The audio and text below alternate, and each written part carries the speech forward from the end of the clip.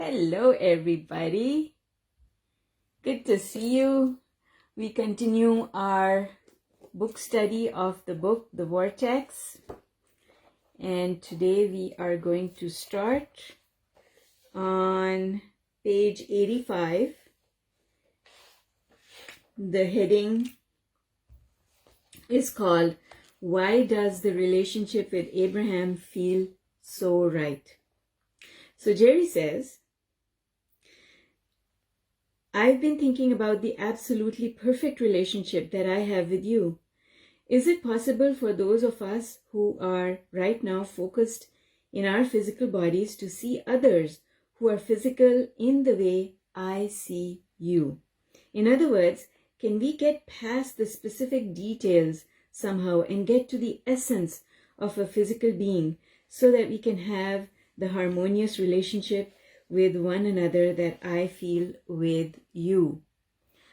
Interesting question, right? So, can you have the relationship that you have with a non-physical entity, which is pure love, and there's no history of anything that is unpalatable with it?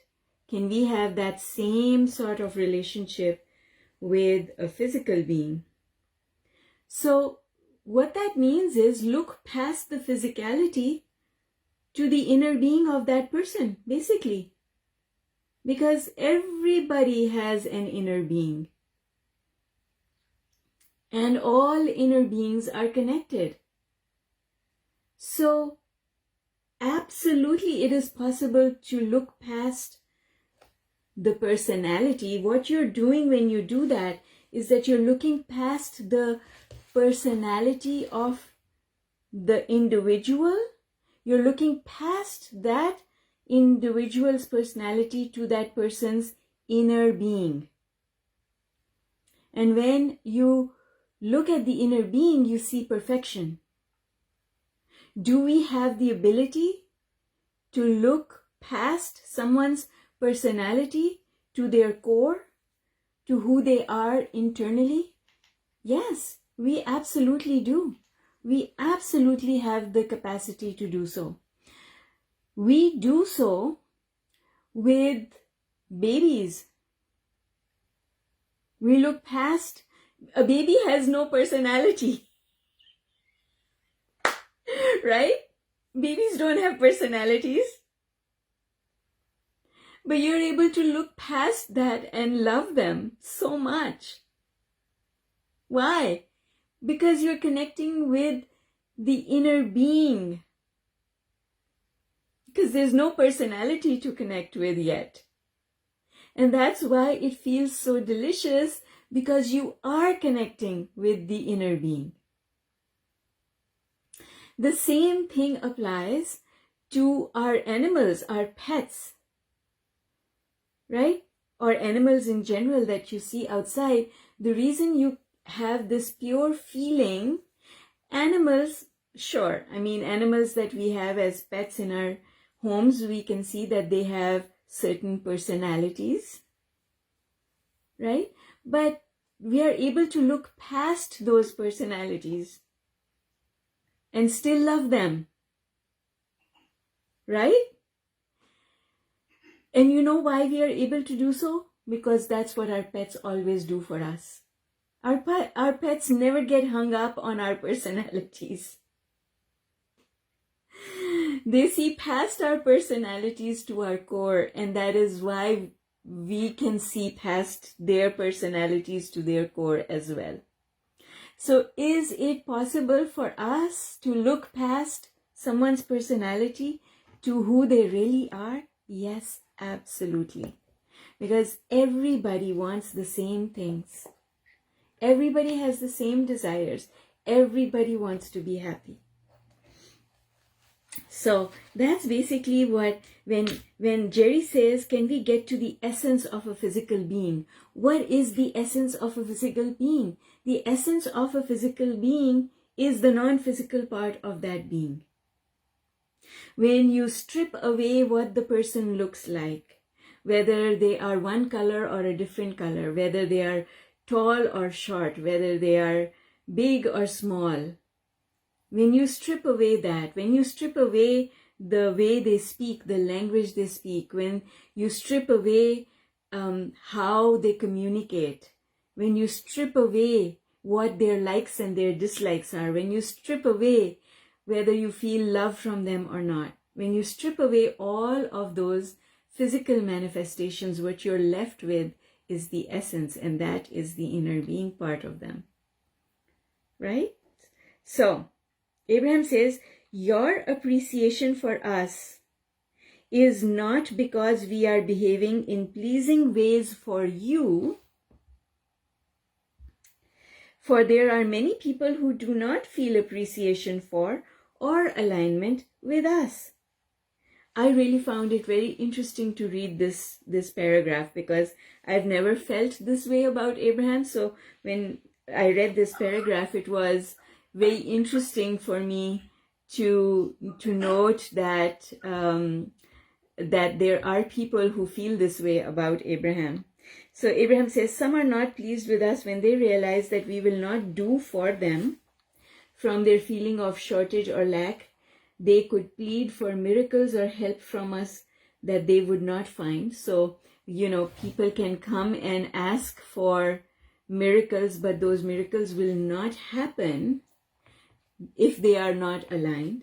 Others find us annoying because we are very clear about who we are and about what we want, and we are unyielding. So Abraham, just because you're pleading with Abraham to give you what you want, you will not get it unless you are aligned. Then Abraham says, we are not willing to set aside our intentions, which we have established over all that we have lived, to satisfy a whimsical desire of someone who is asking in this moment. We will not pretend that the laws of the universe do not exist, as they do for the sake of entertaining you in this moment. And as I read that, I have countless memories of Esther as asking for things and Abraham saying no, because what she's asking for, she's asking from a place of not being in alignment. I forget the exact words that Esther often, in the beginning when she was getting to know Abraham, used to say, can you not do it just this one time? No. If you're not in alignment, you cannot have what you want, even one time. It just cannot happen. As Abraham uses the words, it defies law. Therefore, it cannot be. So Abraham says, in conclusion, and so there are many who, as they interact with us, find negative aspects within us. And as a result of their looking for and finding lack, our relationships are not satisfying. And this is why no one teacher can satisfy everybody.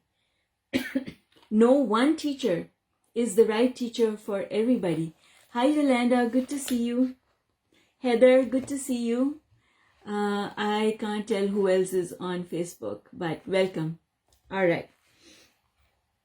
So then Abraham says, the reason you feel you have a perfect relationship with us is because you are currently focused upon the aspects of us that resonate with who you really are.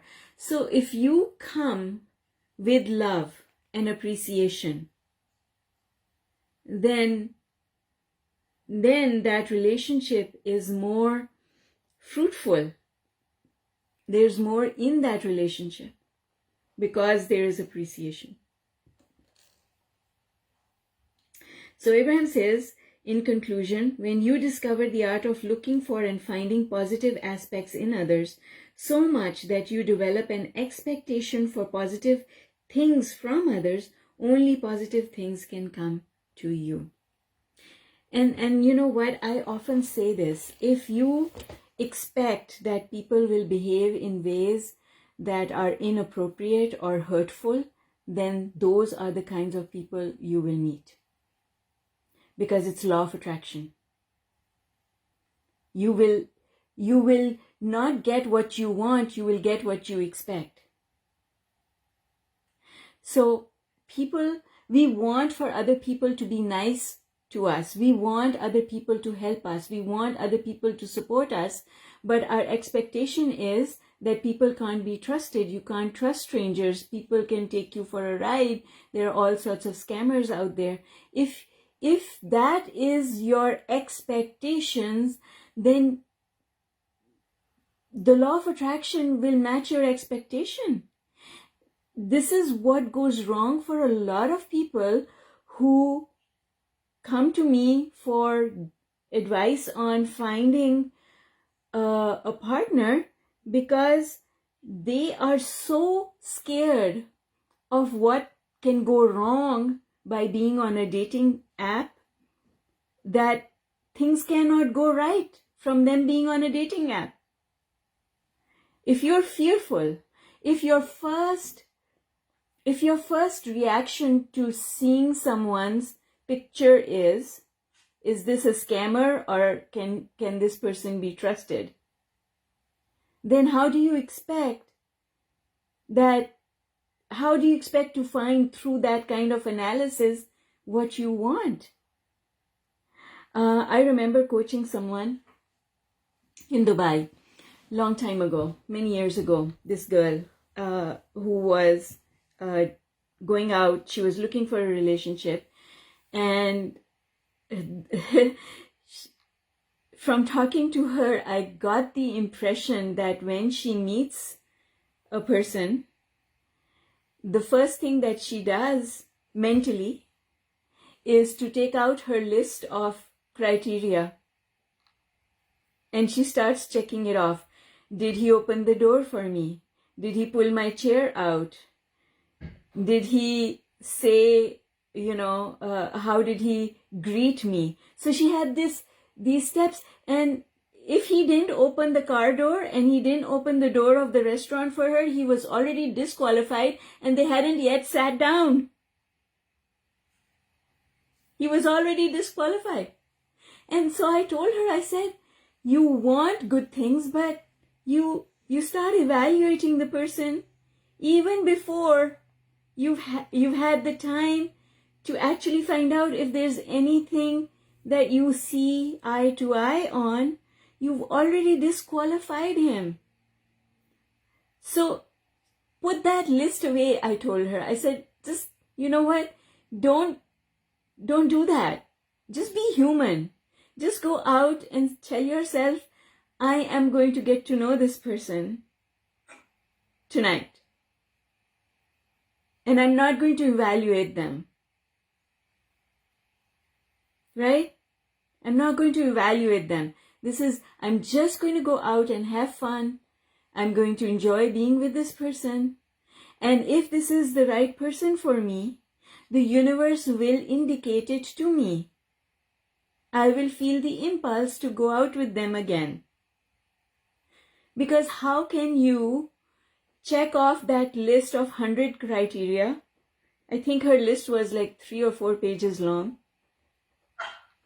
How can you know all of those things about this person?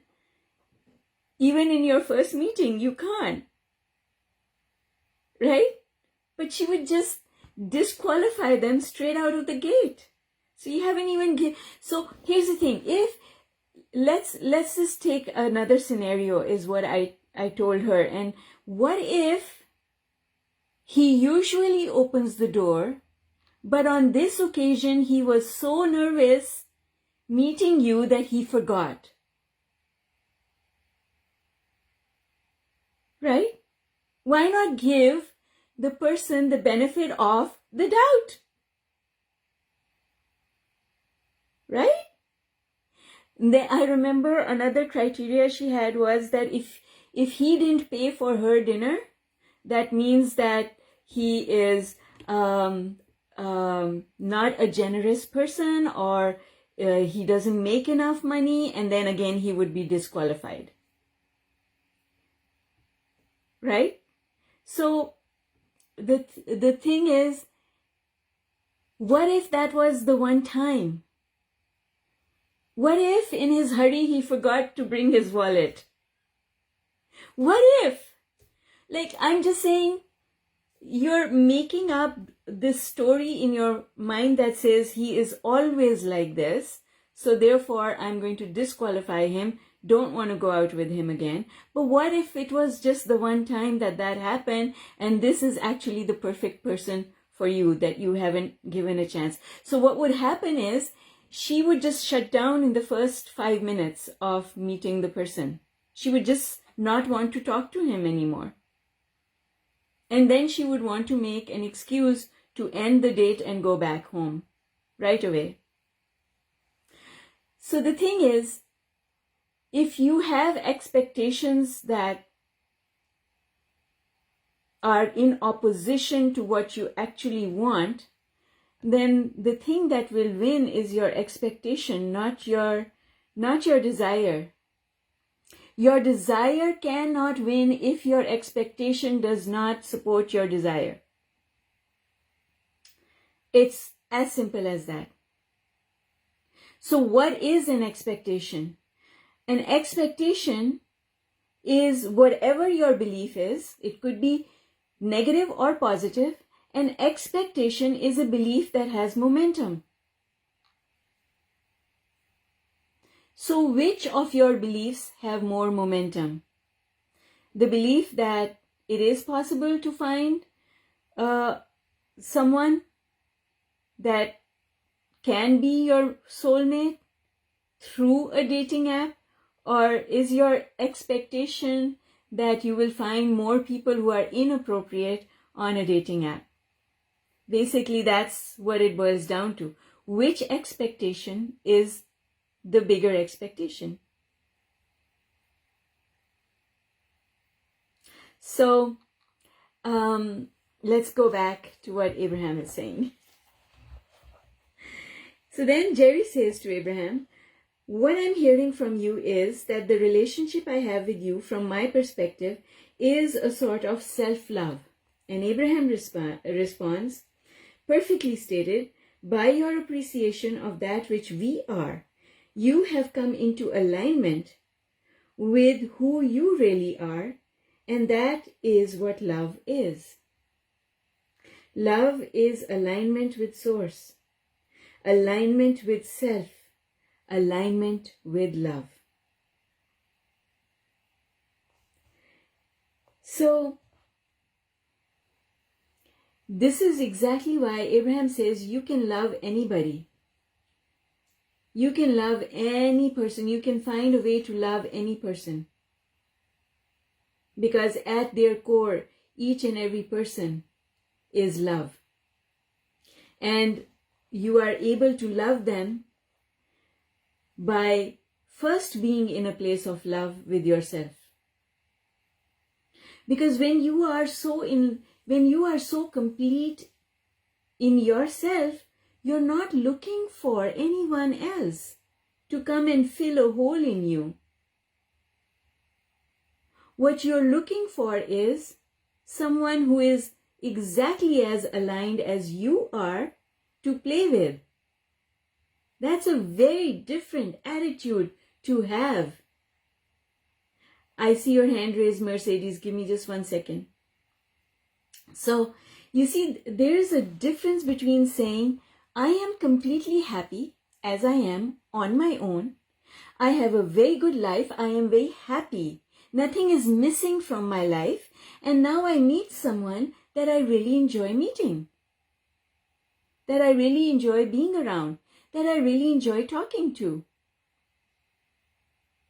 That is a very different attitude than the attitude that says, oh, I'm lonely.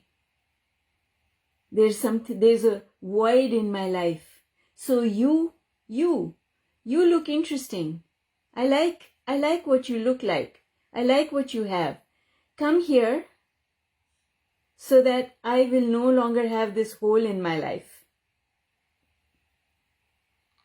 Right?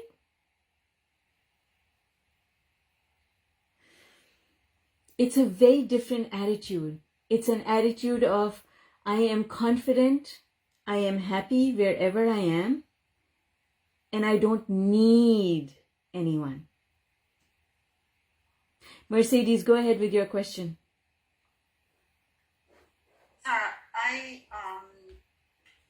I was almost raised.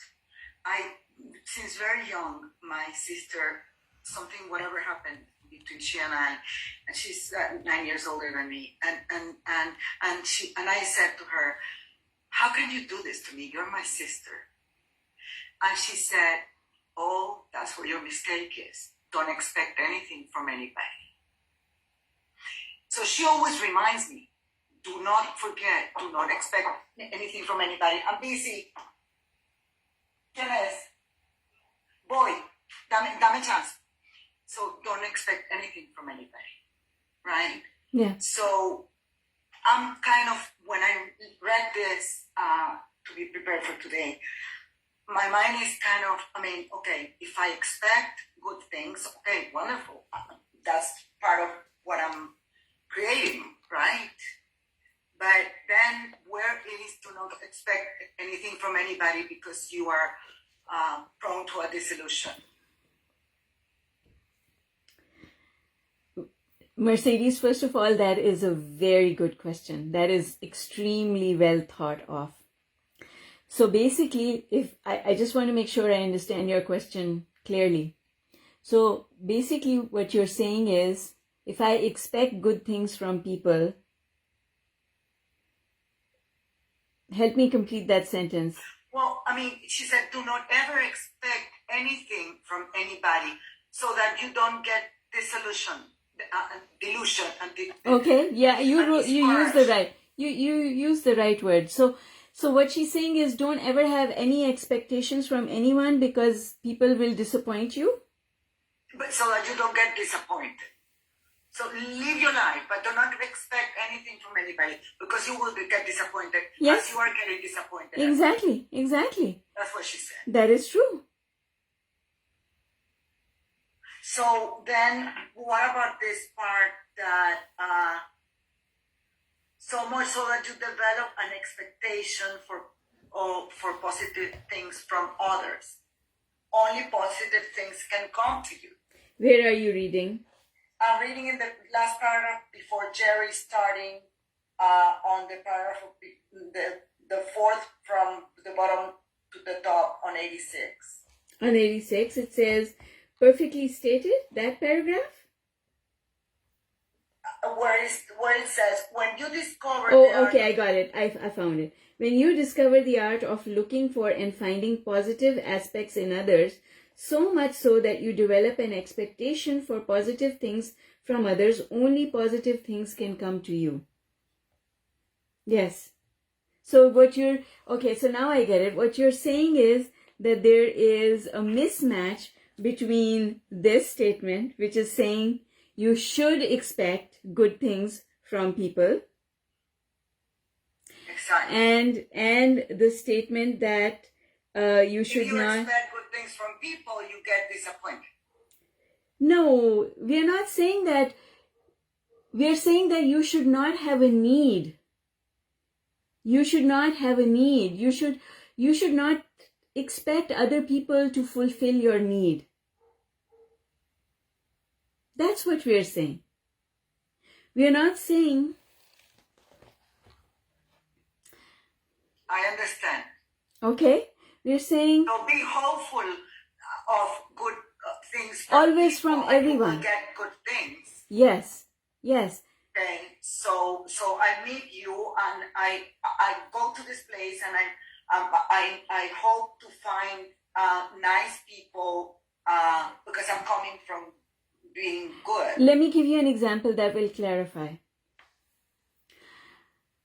I expect that the help I need will always show up for me.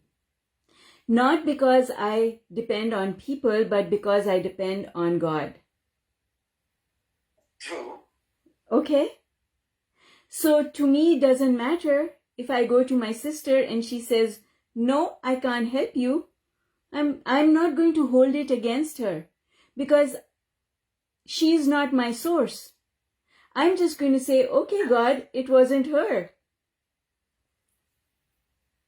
Okay, so now there's no attachment to the outcome. I'm not going to suddenly feel, oh my God, she should have helped me. Look at that. This is my own blood, my sister. How could she do this to me?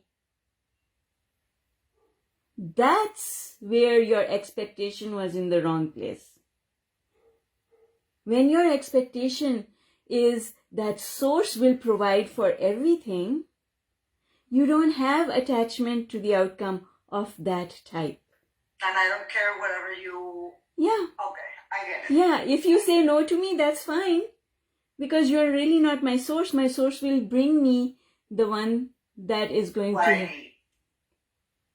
I get it. That's when we expect good things, when we become someone who always finds positive aspects. So even though my sister has said no to me, I am still going to find good things to appreciate about her.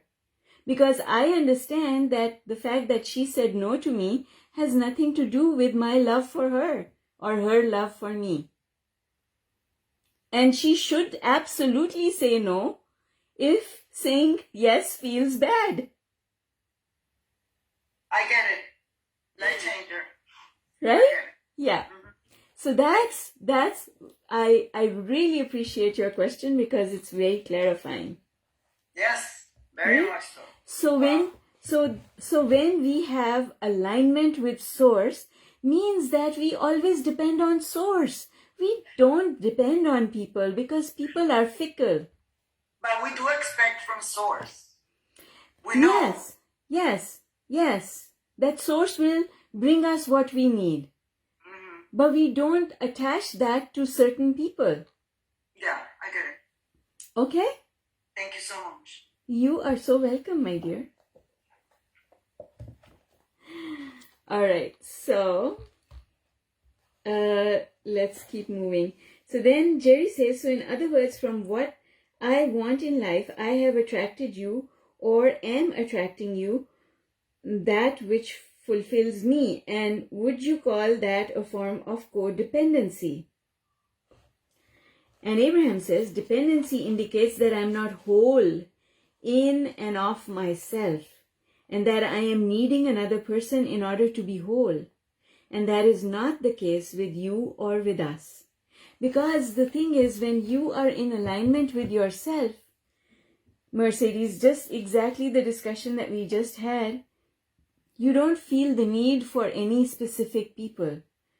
Because the specific entity with which you have a relationship is your inner being or the universe or source or that which we call God. That's where your relationship is. So I often say this, and there's a video on my YouTube channel. It's called Love is a One-Way Street. And the reason I said that, love is a one-way street, is because there should never be a give and take. I am giving you because I want to take from you. When there is give and take, there is an absence of love. I should love you whether or not you return my love or not. And Abraham's amazing golden words, I love you because I am a lover, not because you are lovable. Okay? That is awesome. Yes, love is about how I want to feel, not based on your behavior or anything that you do. And that's a very important difference. Long ago, for many years of my life, while I was younger, I used to behave that way. I'm doing this for you, and you can't even do this little thing I asked you to do. How can you be my friend if you can't even do this little thing that I asked you to do? Right? My parents were like that. My mother was very much like that. To say, you don't see all these things that I do for you? You can't even do this task, this little chore that I asked you to do? I call that and the world calls that emotional blackmail, right? That's what we call emotional blackmail. So, and emotional blackmail, it doesn't feel good. But when we want people to return the love that we give them, the things that we do for them, then that is a form of emotional blackmail. And where there is emotional blackmail, love is absent. Okay? All right. So then Abraham says, when people feel insecure in their singularity, so being alone, and therefore seek a companion to shore them up, the relationship is never stable. I meet so many people, talk to so many girls who want a relationship because they are lonely.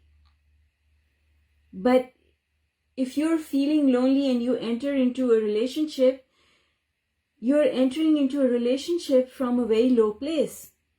And as Abraham says, nothing good can come of it. You cannot enter a relationship from a low place and have it end well. So then Abraham says, in other words, when you are already lined up with yourself, when you are aligned with who you truly are, then you are not dependent upon each other for resources. You're not dependent on each other for money or for helping with chores or for going out together or doing anything together. You're not dependent for anything because you're getting all your resources from source, from universe, from God. You're getting everything that you want from God. So you're not asking for anything from another person. And when you come together with a person, it is simply about enjoying things together. It's not about what that person does for you. So Abraham is saying they are getting those resources from source, and now they can interact and co-create from that solid basis. And then they go on to say, when two or more minds come together that are positively focused upon a subject, those two minds are many times more powerful than a simple 1 + 1. Okay? And so the attraction of ideas and solutions goes beyond the sum total of two individuals. Because one person who is aligned is so much more powerful than thousands who are not. So two aligned people, when they come together, they have access to so much resources from the universe that nothing can compare with that. Okay, so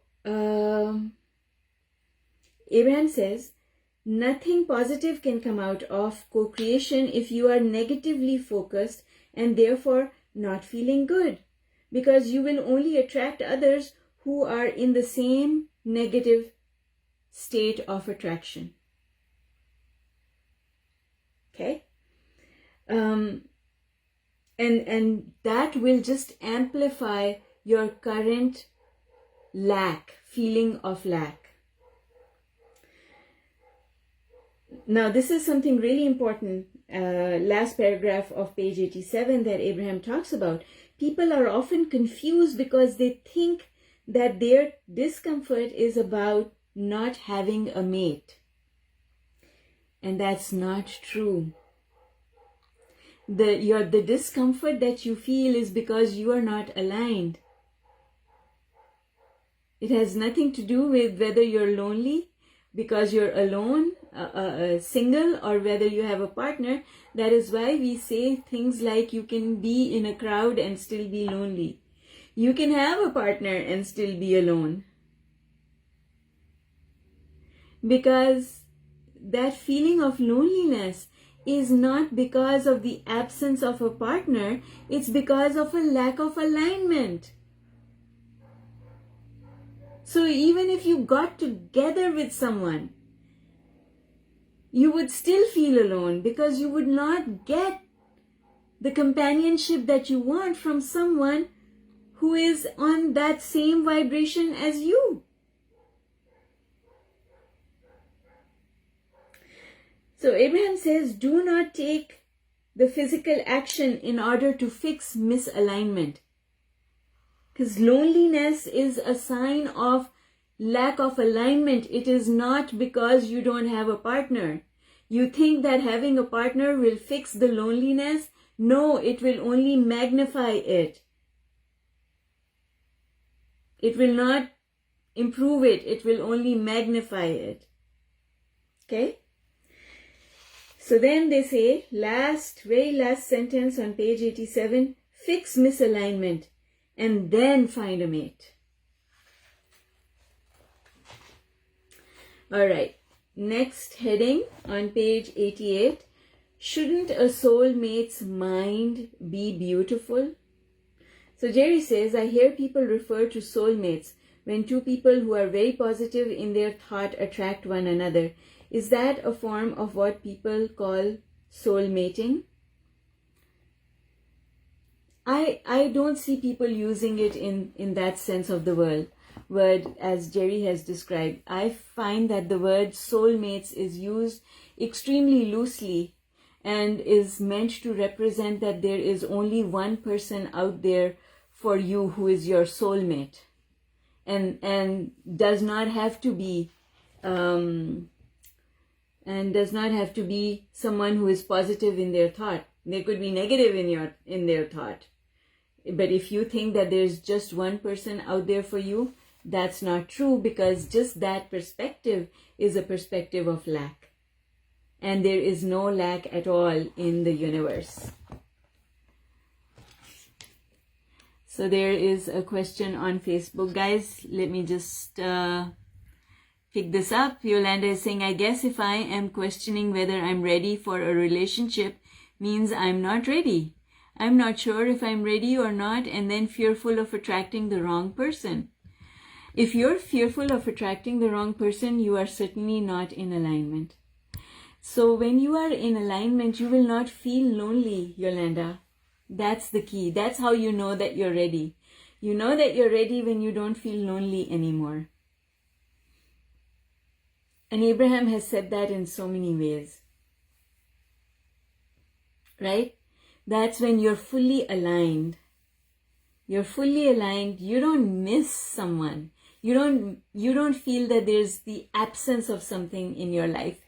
That's when you're aligned, and that is the best time to go and find a partner, is when you are fully aligned.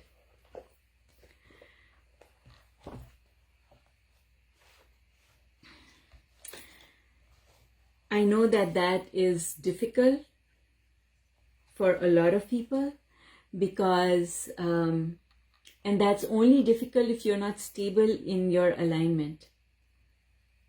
When you're stable in your alignment on a day-to-day basis, you're not feeling lonely anymore. On a day-to-day basis, you're enjoying life. It's not like Valentine's Day rolls around and suddenly you go into a depression. You don't. Because you're not looking for other people to satisfy you, because everything that you need, you're getting from Source. That's what all of this is all about, that kind of faith and trust. So then Abraham says, often when people speak of finding their soulmate, they infer that there is one specific person that they are meant to be with, a sort of soul alliance that they formed before they came forth into this physical body. And then Abraham goes on to say that yes, you do have specific intentions to rendezvous with other people in your physical life experience, but they say something very important. You could be in the presence of a person with whom you had a non-physical alliance, and if you were disconnected from your source, you would not recognize the relationship.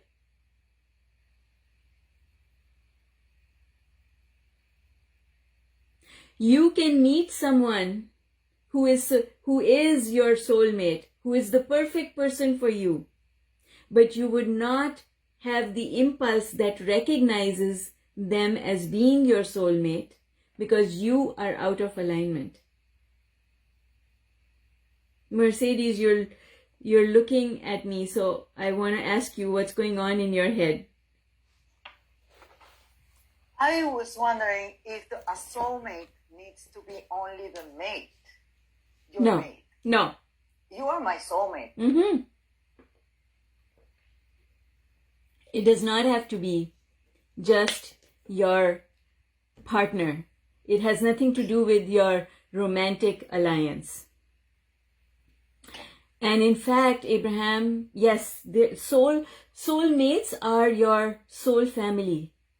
And so, as I understand it, just like there are currents in the ocean, there are currents, we call it an undercurrent. So, there are currents in the ocean. Now, that current is part of the ocean, but it still has its individual existence.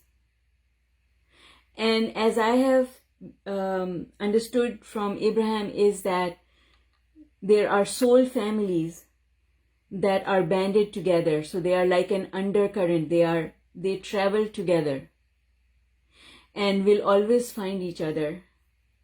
And in this case, Abraham is saying that finding each other happens when you're in alignment. Otherwise, someone who is part of your soul family can be right there in front of you and you don't recognize them. Has it ever happened to you? Because I will say it has happened to me, is that you see someone and you say, oh God, I feel like I know this person. And then you're like, but I've never met this person before. And you just feel like, oh my God, but I know this person. And that is an indication that there is a relationship there, but one of you is not in alignment. I've had people say that beautiful couple that I know, friends of mine or acquaintances of mine. We were more friendly before. We don't see each other that much anymore. But he told me, they came over to dinner and we were just talking, and I asked them, I like asking people. This is always a question I ask people. How did you meet each other? I always ask this question because it's just very fun to have that story. And so he said that they were in high school and he was a year senior to her in high school. And he says, the first day I saw her, I said, I'm going to marry that girl. And she was oblivious to it. She did not reciprocate. She did not even know. So he knew, but she didn't. Right? One person was in alignment, the other person was not. And now they've been together now for at least 40 years.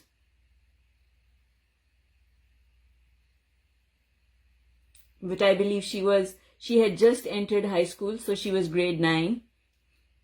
And he was a year ahead of her.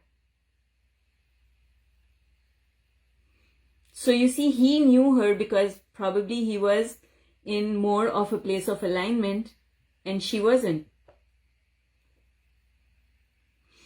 Lakshmi, you had your hand raised? Yeah, I had a question about the soulmate part. If, like, we have in our 40 days or like you say that we are all the same, we all come from source and we return to source, so therefore, so in that sense, are we not all soulmates? Yes, we are. Yes, we are. We are all, because you are connected through source. We are all connected to each other. And you can, if you put yourself in that place of perfect alignment, you can mate with anyone. You can have a relationship with anyone. You can have a friendship with anyone. And this is why people are able to make their own families. we've all heard of people say, well, these are your blood family and then this is your real family. Right? Why do we say that? Because the families that we make, there's a connection there. Right? There's a connection there. And you can find that connection with anyone that you want. Because all it means is an opening of the heart. So when you have your blood family, those who are related to you by blood, it's just that you are not able to love them as much as you are able to love people who are not related to you by blood. So it has to do with your capacity to love. Your capacity to love. It does not have to do with any of those people. Okay. So that my question is like, so whether they are blood family or not, they can all be soulmates in the sense that exactly. No yes. soulmate. Yeah. So that's why anyone can be your soulmate, provided you are in a place of pure love. Alive. Okay. Yeah. Good question, Lakshmi. Thank you. And Abraham does speak to that in the book. I think it'll come later on. Okay. So, how many times have you read this book? I have actually read the physical book once, and I have listened to the CD version of it once. You have to understand that it takes a very long time to read this book. Yes. And I read the book the first time. I bought it because I was traveling and I brought it along with me for my very long 20-hour plane ride to Pakistan. And I will tell you that it gave me a headache. Because first of all, my own understanding of law of attraction was not at that place. So I'm talking, last time I went to Pakistan was 2007. So you can understand that it was a very long time ago. And so my own understanding of law of attraction was not at that level. So every sentence of the book is so heavy. Heavy in the sense that it has a lot in it that if you start thinking about it, it's like peeling an onion. And the other thing that made it heavy for me was the language. It's not written in the easiest way. Right? I mean, I can rewrite this book in a much easier way. That's why your work is so wonderful. Oh, thank you. But I also understand that this book it's a gem. It is a gem. If we read this book with understanding. So the first time I read this book, I got certain things out of it. Then I listened to the book because I have it on CD. I probably would have listened to it a couple of times more than I actually read it. I listen to a lot of books, as I have told you, and then I ripped all the tracks from the CDs, so I have them as MP3s as well, because I can no longer listen to the CDs unless I'm in my car. So I ripped them, so I have the MP3s. So I might have listened to the audio version of it more than once. I can tell you that the first time I wasn't able to get through the whole book. I stopped somewhere in the middle. I stopped because it was just so much. And that's it. Yeah, maybe I read it 2 or 3 times. But this is probably my 3rd reading of the book or 4th reading of the book. I don't really recall. But now my understanding of Abraham's material is in a totally different place. And that is why we are going so slowly through the book. You notice that every time we only read a few pages and we do a deep dive, because I know that every sentence of the book has a lot under it.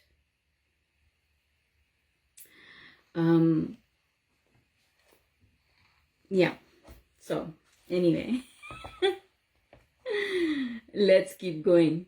So then Abraham says,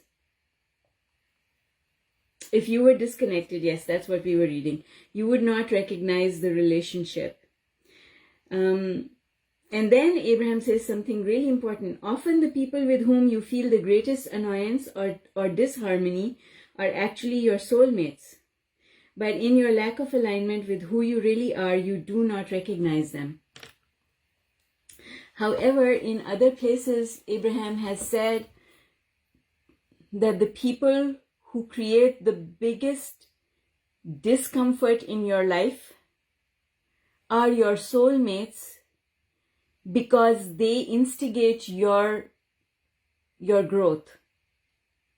They instigate you to find a place of unconditional love. They instigate you to become a better version of yourself. And so those people who make you angry are your soulmates. Those people that you really want to go and kill are your soulmates. And actually understanding this helped me to recover from the emotional anguish that I went through coming out of my relationships. Because there's a lot of emotional upheaval when a relationship comes to an end. Should have done that, could have done that. He should have done that, could have done that. There's a lot of that going on. And when you start looking at it from the point of view of, oh, that person who caused so much anguish in my life was my soulmate. They forced me to grow and understand how life works. They instigated my growth. Then you're so much more willing to forgive them. Because they didn't actually hurt you. Although it felt like hurt in that point of time. It felt like hurt. But that hurt was what you needed so that you could go to the next level of accomplishment in your life. If I had not gone through the abuse, then I would not be where I am just now. I would not have learned all of this that I've learned. Right?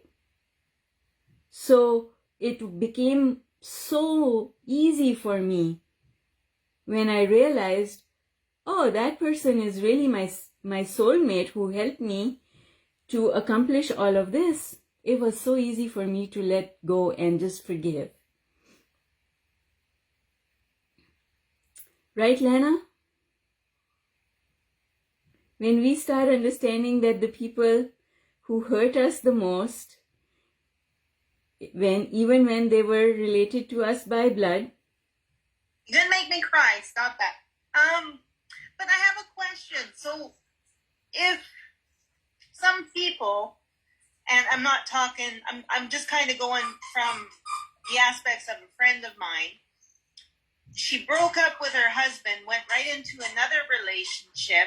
So if he was her soulmate and she still didn't repair herself, then what happens to that soulmate if you then moved on? Well, your assumption is that you only have one soulmate, but you don't. Well, no, but I'm just wondering, like, is that part of the, as they say, people come into your life for a reason, a season, and a lifetime? Not necessarily, because Source has not arranged any of that. Source has not said that your relationship will come to an end and then you'll go on to another relationship. All of that is your own decision. Yes. I get that. But if he's your soulmate, is his purpose kind of done then? No, well, that's entirely up to you. Okay, so it still comes right down to the actual person. Yeah, it's up to you. What do you want? Because if you want that relationship to go back, it can. If you're done with it, it's a decision you are making. Our source does not decide. The universe does not make those decisions for us. Yeah. When you say that someone comes into your life for a reason or a season, then when you say they came into your life for a reason, those words imply that the universe orchestrated that because the universe had a lesson to teach you. There's none of that going on because there are no lessons to learn. You decided how you would behave. That person decided how they would behave. A co-creation happened. The universe did not force you to have that co-creation. The universe did not play a role in orchestrating that co-creation. It was based solely on the decisions you made. If you had made a different set of decisions, it would have worked out differently. That is why there are infinite possibilities. Okay, does that make sense? Yeah, so it could have been that you acted totally differently and you stayed in that relationship forever. That possibility could have happened. But it doesn't matter because there are infinite opportunities for us. So we never have to get stuck to one way of things rolling out. We never have to have that sort of attachment. Make sense? Awesome. Yolanda is saying, I don't feel lonely all the time, just sometimes. Yeah, well, when you feel lonely sometimes, those are the times when you're out of alignment. And all you have to do is a 4-step process, some appreciation, and then you'll be back to your aligned self. And then Yolanda is saying, how can there be no lessons to learn, but we are here to grow? Sweetheart, we are growing because we are giving birth to desires. Growth happens not because we are learning lessons, but because we are giving birth to desires. There's always more. That's how we grow. And when people stop having desires, they stop growing. We know that. We say that people who don't have any more desire are vegetating, right? Almost like they're sitting there waiting to die. So they're not learning any lessons. And then, Nozifo, we are reading the book, The Vortex. I'll just hold up the book so you can see the cover. It's this book here, The Vortex. All right, awesome. Such good questions. That was a very good question, Yolanda. Freedom, growth, and joy. Freedom to do things our own way. Growth, because we are birthing desires. And joy. The end result of freedom and growth is joy. Okay? All right, awesome. Yeah, I know that there's a lot of confusion about the growth part of it because most teachers, at least those who have not paid as much attention to Abraham as I have, will tell you that growth is all about learning lessons. But there are no lessons to be learned because you are perfect. Remember, you can't have two things that are opposing each other. You can't say that you are perfect, source thinks that you are perfect, and then have lessons to learn. It doesn't hang together. Right? So on the one hand, you should have complete self-love and self-worth because you are perfect exactly the way you are. Well, if I'm perfect, then I have no lessons to learn. You can't tell me I've got lessons to learn and then tell me I'm perfect. The growth comes from giving birth to more and more desires and attaining those desires. That's growth. More. I want more. I want more. I want more juicy stuff from this life. I want more. Give me more. Give me more. Give me more. It's because we want more that life goes on. It's because we want more. Right? If we have something to look forward to. All right, folks. On that note, I am going to close the call. Both my children are calling me just now. So I better go and get the phone. Love you all lots. I had fun with this. Bye for now. Thank you. Bye-bye. Thank you. Bye. All right. People on Facebook. See you later. Bye for now.